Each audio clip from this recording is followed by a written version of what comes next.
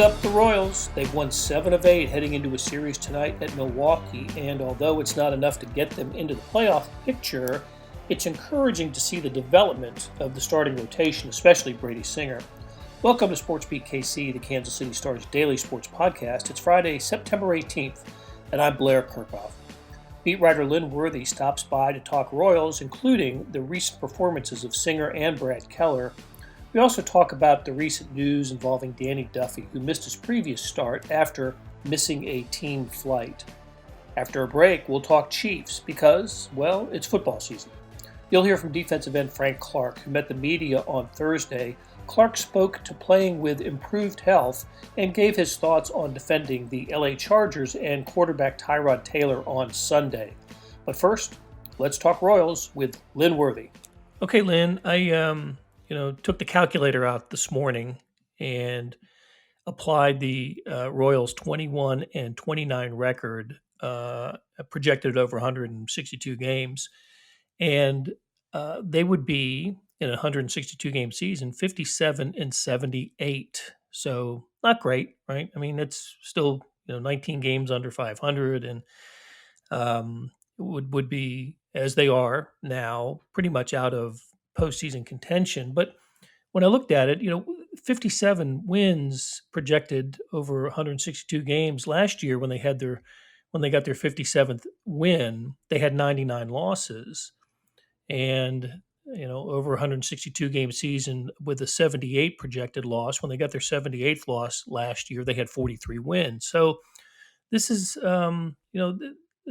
I guess winning 7 out of 8 in a 60 game season can make a big difference to a team, as it has for the Royals. But that's a little bit of progress, isn't it? Yeah, I mean it's not obviously, a one of those storybook turnarounds, but it's still a far cry from back-to-back 100 loss seasons. And I think the other thing is you see signs of things that you can, talk yourself into at least. It's encouraging going forward, whether that's the young pitchers, that's the health of some your key guys like Salvador Perez or, just Mondesi being able to do some things at the plate where it looked like he couldn't do anything for a while there. Let's start with the pitching. It really has been terrific starting pitching for the Royals. This is an organization that has really had a tough time over the, I don't know, X number of years drafting and developing starting pitching, and now all of a sudden here's an organization that is rolling out young pitchers who are doing an outstanding job. Let's start with Brady Singer, back to back games of shutout performance in his start. So he's got 14 consecutive scoreless innings. He was a terrific in Detroit. I don't know if you can. The first one of those efforts was against Pittsburgh. The Pirates may be the worst team in baseball and having all kinds of problems this year, but Detroit's still swinging the bat pretty well. Have some Well, some. well, Go ahead. actually, the near no hitter was the last game in Cleveland, Oh, and that's we're talking right. about That's a right. playoff team here. I mean, Yeah. so Thanks that's for reminding me. Yeah. yeah, yeah. Because I mean, they did get they had that string of 6 straight wins, and 3 of those were against Pittsburgh, which you could kind of say like, all right, Pittsburgh is, I mean, you could say Pittsburgh is sort of the dregs, but at the same time, you're like, well, the Royals record wasn't all that stellar at that point either. True. So I mean, but the part that I guess can is easy to forget is that the first 3 of those games of that 6 game stretch was against Cleveland, who's a team that was right there in the mix at the time, at least with Minnesota and Chicago for the Central Division, and the team that was, probably projected by a lot of people to be the Central Division champ this year. So the first 3 wins, including that Singer near no hitter, was in Cleveland against it was on the road against Cleveland. So what is he doing well? Why is this succeeding? I mean, he's young. We were talking about him, before we knew how the baseball season was going to shape up. Whether he was going to be with the team coming out of spring training. But gosh, he's been so impressive. What's been the key to him to his success? Well, there's the old standbys of keeping the ball down and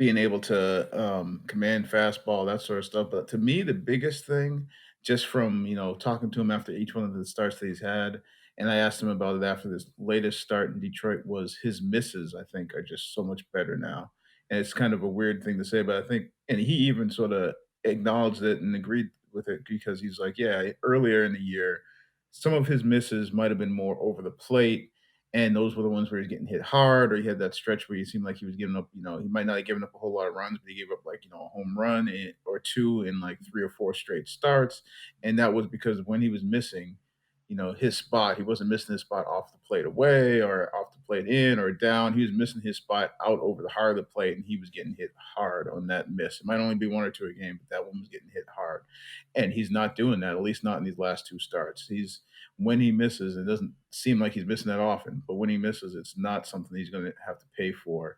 And then he's, again, those old, like I said, those old standbys that command his fastball. He's really doing most of it with just two pitches, the fastball and the slider. And he's got a good command of that slider where he's able to make it look different ways when he wants. But to me, the biggest thing is him not missing the way that he was earlier and being able to keep teams to just weak contact singles. I mean, I think in the last two starts, there's been like one runner has reached second base. I mean, Wow. and it's you mentioned the 14 scoreless inning, and there's 16 strikeouts in that span, and I want to say it's 4 hits or three Three, hits. according to the Yeah, to the three to the hits. Royals Yeah, notes, 3 hits. yeah, 3 hits. So, um, yeah, that's to me that's the biggest thing is that he's not leaving you something that you can do damage with at all now. Right. Okay. So again, I'll refer to the Royals' notes. In his last outing against Detroit, threw 10 strikes in the first inning, one pitch away from an immaculate inning of 3 strikeouts, and only spoiled only by a Miggy Cabrera foul ball. So 10 strikes, 10 pitches, 10 strikes in the first inning, and he struck out the first five in that game. To the only other Royals pitcher in history who had done that was Gilmesh back in 2008. So incredible game, and what a great stretch for Brady Singer, and reason to believe that the horizon, there's just some good things on the horizon with the Royals pitching and the starting rotation. It's not just Singer, is it? I mean, they've gotten, in this stretch, they have gotten quality starts from several guys. Yeah, yeah, and the thing that I wondered about, I mean, I know it probably was no chance, even looking back on it, that they would let Singer go deep in that game just because he took that no hitter into the eighth and ended up throwing 119 pitches. But they've sort of talked about the idea of these pitchers competing with one another and trying to, push each other. So the fact that in between those two starts was a Brad Keller complete game shutout made me think, well, maybe they're going to let Singer go. I mean, because he's 6 scoreless, and maybe they're going to let him go and try and match that. But the pitch count from the previous game, they just weren't going to let that happen. But yeah, I mean, like I say, sandwiched in between there is Brad Keller just going, dominant, complete game, his first career shutout. And that one was against Pittsburgh, but I mean, I'm not sure that it mattered who it was against that day. He was not giving up much anything. Right. Okay. So I'm glad you corrected me on that. I had him pitching against the Pirates, and he was Singer, and it was the last game against the Indians, and it makes it much more impressive. So, how does the rotation set up for the upcoming series that starts tonight in Milwaukee against the Brewers? I guess we're going to see Danny Duffy, who missed his last start. Yeah, I was gonna say that's where that series starts. Is it starts with the return of Danny Duffy to the rotation after him missing Tuesday's start. He was scheduled to be the starter Tuesday for the first game in Detroit.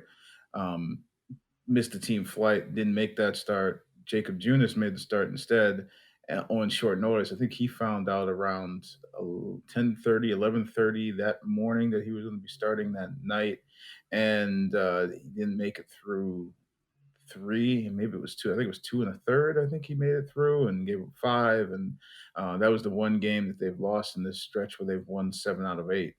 But yeah, so Duffy will be back. He'll make the start Friday night in Milwaukee.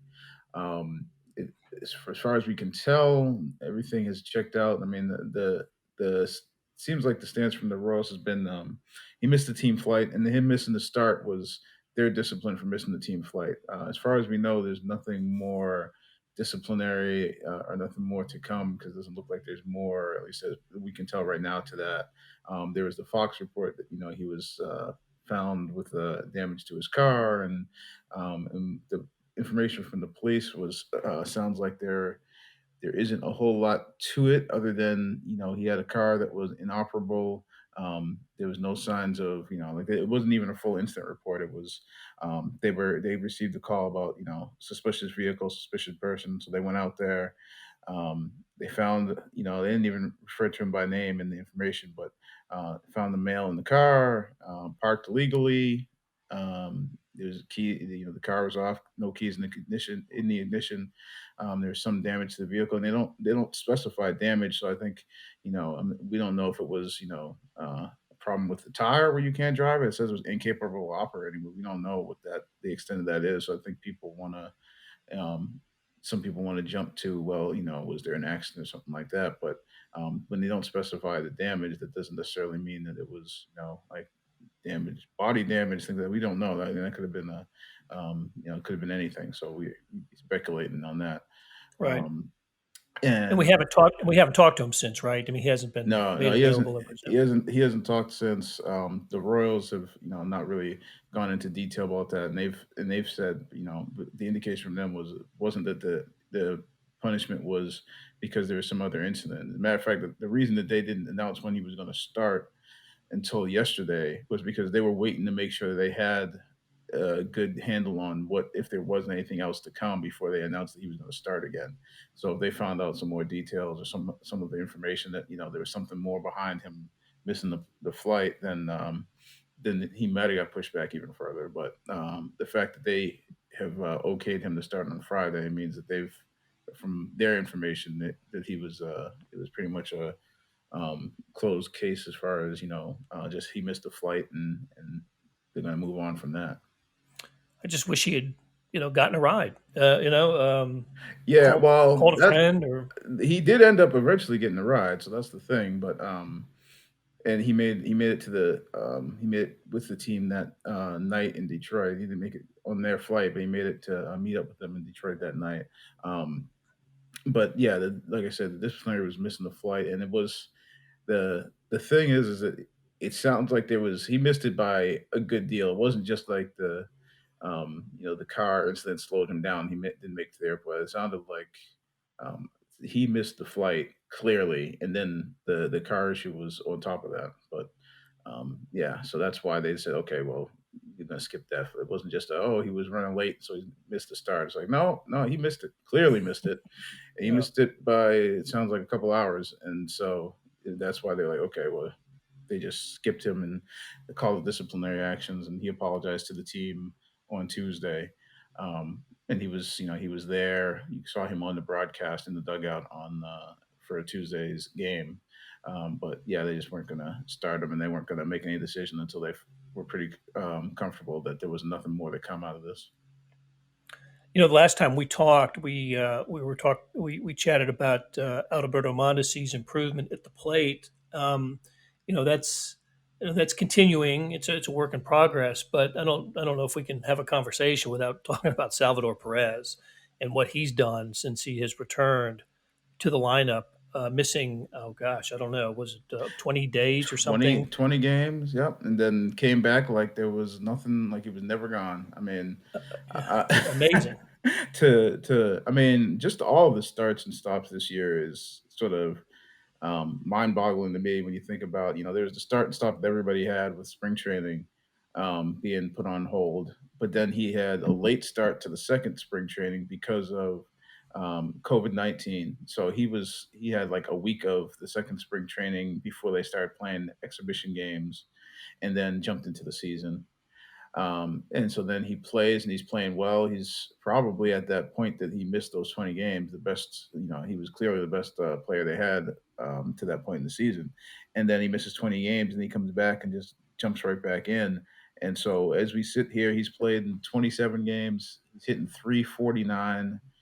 Um, with all those games missed, he's still got 6 homers and 18 RBIs. Slugging is up over 600. OPS is 974. So I mean, this is I mean, and this is the return season too. I mean, this was, this Yes, was right. he didn't play for a full year, had Tommy John, and now he's diving back into things. Exactly. I don't want to. Well, I think this makes a good point about when Salvi is in the lineup. The Royals this season are 13-14. They're one game under 500, and without him, obviously, they're 7 games under 500. So he makes a difference, and he has certainly made a difference. Multi-hit games in the 5 games since he's returned. A couple of home runs. You mentioned his 349 batting average. He was hitting 307 when he returned last week. So his average has jumped more than 40 points. So it's been fun to see him at the plate. He just seems to be swinging with more discipline. He's a notorious swinger. Just loves to swing the bat, and he Hmm. just seems to be more selective these days. Not like he's walking a lot, but he did have a walk in the last game. But he's not missing his pitch, and a couple of home runs, 4 doubles since he's been back. He has just been on fire and fun to see when Salvi's swinging the bat like this. Yeah, yeah, and that the top third of that lineup now with Mondesi going now and with Salvi in that 3 spot. So you got Witt, Mondi, and Salvi, and I mean they basically drove the bus the last game. The last game in Detroit, they won Right. 4-0, and all 4 runs came from that group. I think it was 2 hits each for all three of them. Witt scored twice. I think Salvi and Mondi scored once each, if I remember correctly. Salvi drove in 3 of those runs. I mean, it was like that. It was the top third of the lineup, and everybody else take the day off. Like it was, and they still won the game 4-0. So Right. So, okay. All right, Lynn. 10 games left for the Royals. They won't be in the playoffs this year. We'll catch up again next week. Maybe talk about the playoff format and the playoff picture will come into focus a little bit more next week. So we'll catch up with you then, and we're going to take a break. When we come back, you're going to hear interview from earlier this week with Chiefs defensive end Frank Clark. Hey, it's Blair. We have a special subscription offer for SportsBeat KC listeners, unlimited digital access to the Kansas City Star's award-winning sports coverage. Sign up now for 1 year of Sports Pass for access to all the sports news, features, and columns presented on the kansascity.com site, and it's only $30. That's a 40% savings off our regular rate. Your subscription will automatically renew after the initial term at $50 unless you tell us to cancel. Your subscription helps support the sports coverage of kansascity.com and the Kansas City Star, and that support has never been more important. Please visit kansascity.com/SportsBeatKC offer to get this special offer. And as always, thanks for listening. Let's start with Sam Mcdowell. Go ahead, Sam. Hey, Frank. What's up, man? What's up, Sam? How you doing? Good. Spags mentioned something on when we talked to him just a little bit ago about the fact that you were working off to the side just on your get off. Can you kind of take me through that process and how long that's been? I mean, has that been an emphasis your entire career? Has that been something more recent that you've really tried to hone in on? No, I've been working on my get off and just doing different stuff like that for my whole career. Really, I kind of picked up the habit back in the day. I had a defensive coordinator in college, Greg Madison, and he kind of coached my position as well. He kind of taught me a lot of things. Just throughout the course of a practice, your hips get locked, your hips get tight from you being on the field working to in between reps and stuff like that. So I do stuff like that just to stay loose, constantly just training my mind, training my body. That repetitive, muscle memory, just getting off the ball and just staying on top of those things like that. Let's go next to Adam Teicher. Go ahead, Adam. Try again, Adam. Yeah, Frank, we good? Can you guys hear me?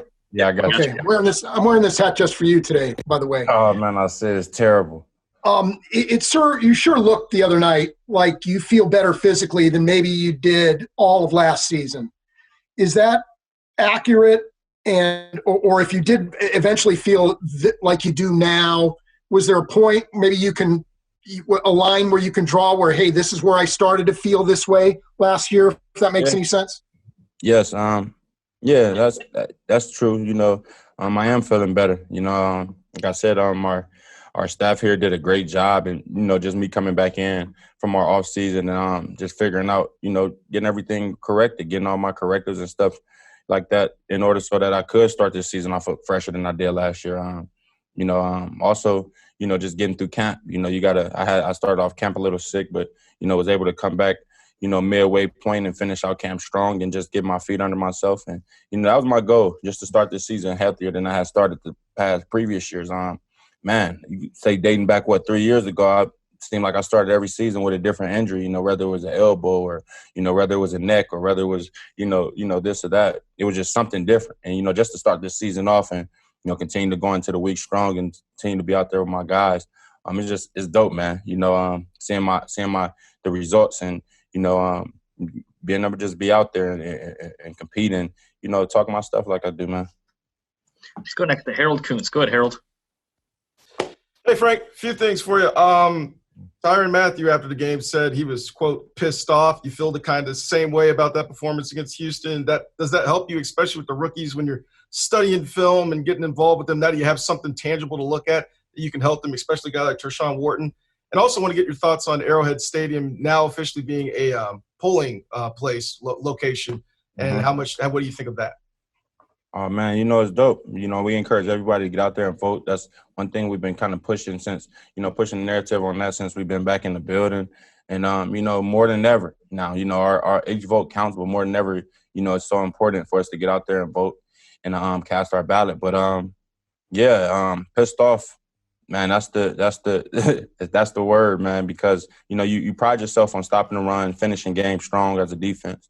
And I feel like we stopped the run for the most part. Let a few at the end of the game get away. Deshaun had a few scrambles, as we was rushing the passer when the game was, obviously in our hands. But, it's just finishing games. We give up 2 touchdowns, I believe, in the fourth quarter when the guys we had them held to 7 points at that point. And just finishing the game, finishing drives, not letting them those extended drives where you can get off the field, on the first series, and then you let it extended, then it stands to a touchdown, stuff like that. We had some good signs. No penalties on defense, stuff like that. So it was some good signs out there. It wasn't all bad. It wasn't as bad as I feel like, last year. Whereas, you get a team coming here in the Texans and they obviously look way more prepared than us, and it just takes us having to fight and, get it out the mud basically and to claw and scratch for a victory.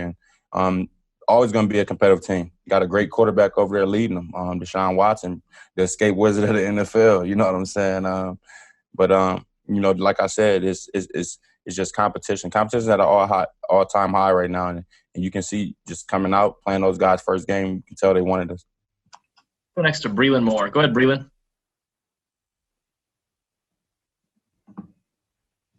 Breland, you got us?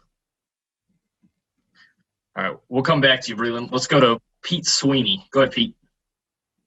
Frank, I just have a general question for you. We know that you love to rush the passer and stuff the run, but how much pride do you take in your ability to drop back when that is the call? I'm really a DB in my spare time. I tell my coaches and stuff all the time, Back in the day, I used to play a little bit of DB, so, my hips still good. I can still open up, the hips, eyes, hands. That's what you need as a DB, So, my coaches, they gave me the verification, let me know I had everything that checked out. And, I got to work on my back pedal, so I'm going to get with T today after practice. I'm going to work on my back pedal a little bit and driving out of that. It's all in my offhand jam. I got to work on my offhand jam a little bit. It's tied in this week. Think he's going to run some routes on me. Let's give Breland a try again. Breland, can you hear us now? Uh-oh. All right, Breland's out. We're going to go to Seren. Sorry, Breland. Frank, I'm just curious, get a player's perspective on this. The NFL released their testing numbers, and it's remarkable how low the positive tests are. I think it was 2 players this week out of, all the thousands of tests that have been given, and even the support staff, the numbers are really low. Michigan obviously wasn't going to play football. Big Ten announced they're going to go back on October 24th. You've been through a big-time football program. I think Ed Orgeron said most of his players had tested positive. Why? What do you think is, having lived through that, is the problem with college being so unsuccessful where you guys in the NFL have been incredibly successful as far as avoiding the virus? I feel like the biggest thing is just like any other places, just, how you control it after you leave, you know, the controlled environment. You know, you can be put into a place of work where, you know, they're doing an excellent job of making sure we're safe, making sure we're socially distanced.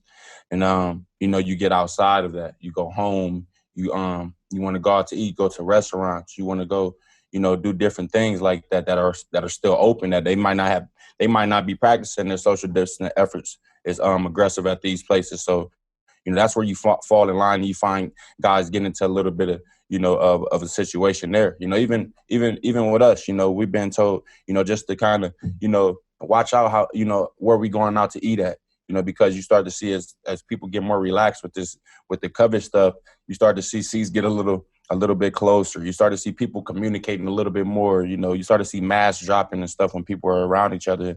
And, you know, that's where it's going to start, you know, and we'll never really be able to get a grasp of it until we all buy in. It's a team effort. You know, everything in life, you know, it's not just football, basketball, hockey, stuff like that. It involves a team. You know, it's stuff that's going on in our real world that involves a complete team effort as well.